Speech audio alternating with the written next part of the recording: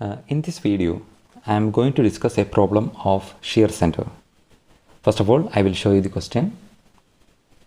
If you want, you can pause the video and note down the question. Here, a thin-walled I section is given with unequal lengths. Here, all dimensions are given. You can see the dimensions. Web length is 240 mm.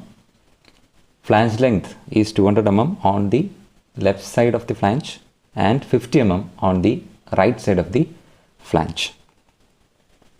The section has a uniform thickness of 15 mm. Now, here the question is asked to locate the shear center of the given channel section. For that, we have to draw the figure again.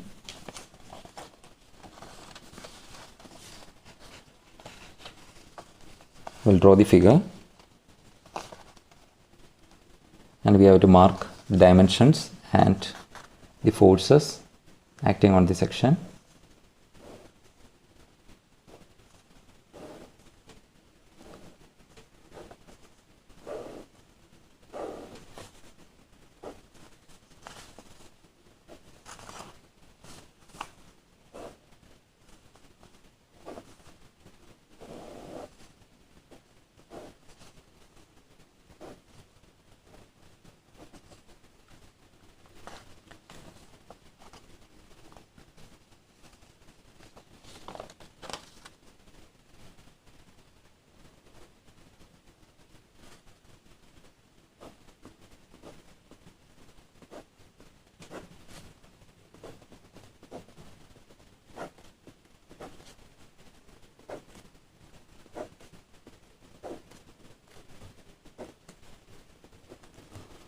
Okay, now I am marking dimensions from center to center distance.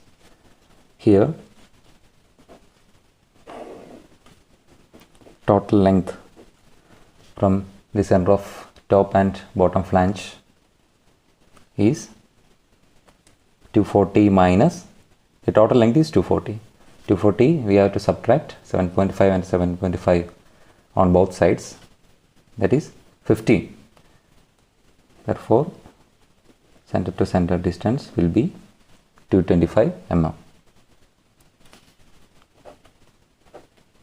And we have to mark the length of the flange on the left side 200 mm and on the right side it is 50 mm. Also we have to mark thickness. Thickness is 15 mm for the entire section. Now,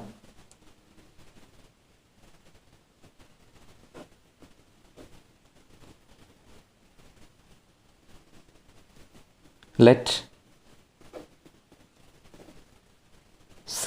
point C be the shear center. Here, an applied load F is acting. Let F be the applied force on the shear center, and this force is making a horizontal distance E from the center of the web. As we know that when a force is applied on the shear center, then a shear flow will happen in the given section. A shear flow will happen in the given section. On the right side, the shear flow will be like this. That is, a force will enter, let it be F2, and here force F, and through this that force will leave. This is also F2. Thus on the right side the shear flow will be like this. Shear flow will be like this. Similarly, on the left side there is another shear flow will happen, that is F1 is the shear force entering the section on the bottom flange, left side of the bottom flange, and F be the force developed on the web, and again F1 be the force leaving the top left flange. This way the flow of force, shear force, will flow like this on the left side of the flange, and shear flow will happen on the right side of the flange like this. So in order to be in equilibrium, the force developed on the web should be equal and opposite to the force applied on the shear center. Similarly, these two forces should be equal and opposite, and these two forces should be equal and opposite. Then only all these forces should maintain equilibrium. We know that when a force is applied on the shear center, then the corresponding moment or twist of the section is 0. That is the importance of shear center. That is, we already studied in our previous section. If we are applying the load on the shear center of any section, then there will be no twist is produced, only bending will happen. So we can say that if a load is applied on the shear center, then we can say that the net effect of moment due to these couple of forces, that is F, F1 and F2, these three couple of forces will create a moment, and the net effect of moment will be 0. Then only this section will be free from any twist or torsion. Thus, we can write equation as F into E is equal to F1 into 225 minus F2 into 225. This is moment force into perpendicular distance. This is the force acting on the web, and this is the force acting on the shear center. This will act as a couple, and the moment created by this couple will be F into perpendicular distance E. Likewise, these two forces, these two couples will be separated by a distance of 225. That will also create a moment. That is F1 into 225. That will be in the anti-clockwise direction, and F2 into 225, that will be in the clockwise direction. That will be in opposite direction. So we choose one as positive and one as negative. Therefore, we can write this equation as F into E is equal to F1 minus F2 into 225. We can choose this equation as equation number 1. Now we have to find the value of F1 and F2. F1 is the average value of shear force acting on the left side of the flange, and F2 is the average value of shear force acting on the right side of the flange. Now we have to find the value of F1 and F2, and we have the equation for finding the average shear force acting on the flange. The average shear force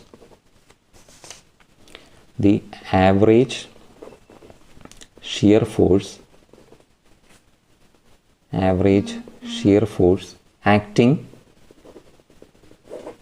on the flange, on the left flange.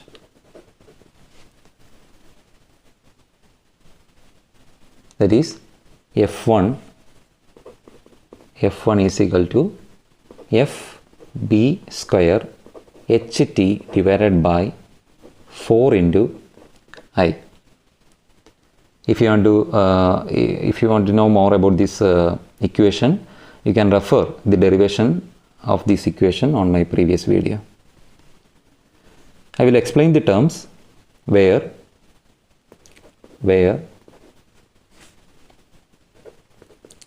F is the shear force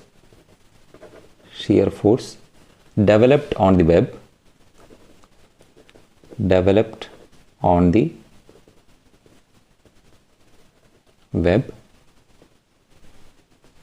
B is the B is the flange, length of flange. B is the length of flange on the left side. On the left side, and T is the thickness. T is the thickness.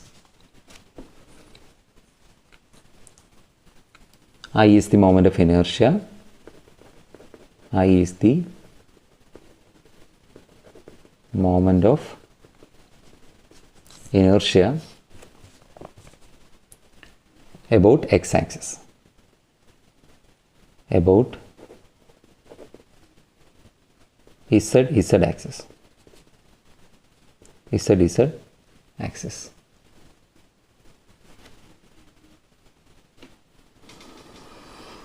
Now we can substitute the values. That is, F1 is equal to F, since F is an unknown force, we can write it as F into, what is the value of B? From the figure we can write the value of B of the left flange is 200. That is F into 200 square into F into B square into H. What is the value of H? 225. 225 into value of T. It is given as 15. 15 whole divided by 4 into I. Now we have to find the moment of inertia about z axis. I think it will be more easy if we find the moment of inertia of this section by simply subtracting the moment of inertia of this large rectangle from this moment of inertia of this small rectangle. First we have to find the moment of inertia of the large rectangle. From that moment of inertia we have to subtract the moment of inertia of this small rectangle. Then we will get the moment of inertia of this given section.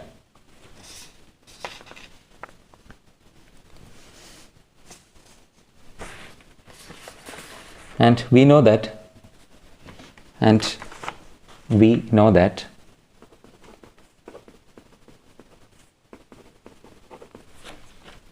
for a rectangular section,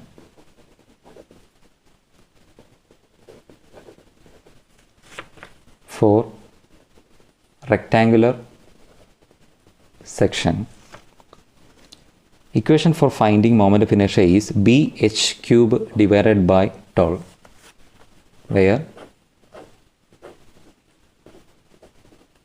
this is the length B and this is the length H. So in this case, I is equal to, first we have to find the moment of inertia of the large rectangle.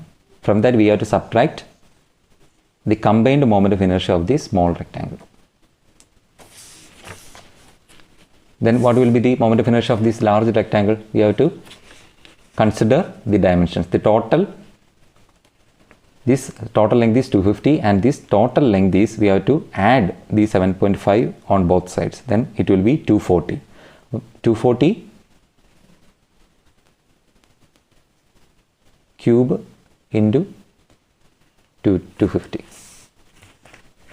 Here B is 250 into 240 cube divided by 12. Minus, we have to subtract the moment of inertia of this small rectangle. We can take length B by simply subtracting this 15 from this 250, that is 235. So that we can write it as 235 into H is same here, H will be total 240. Total length is 240. From that we have to subtract 15 on both sides. That is 30. That is 240 minus 30, 210. 210 cube divided by 12. This we will get an answer. I is equal to 10.67 into 10 raised to 7 mm raised to 4.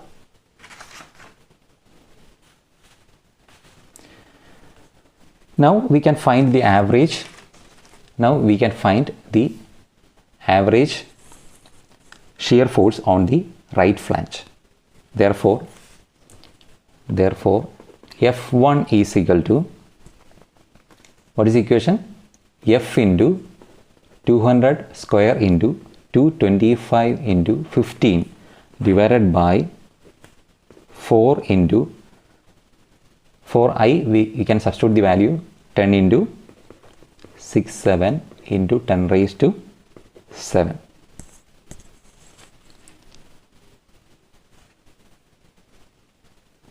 Okay, let it be like this. We can solve the entire equation later. Now we have to consider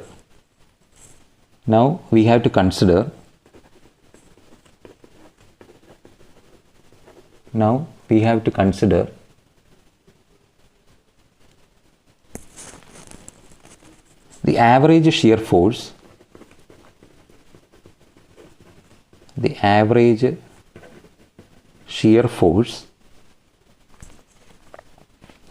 on the right flange,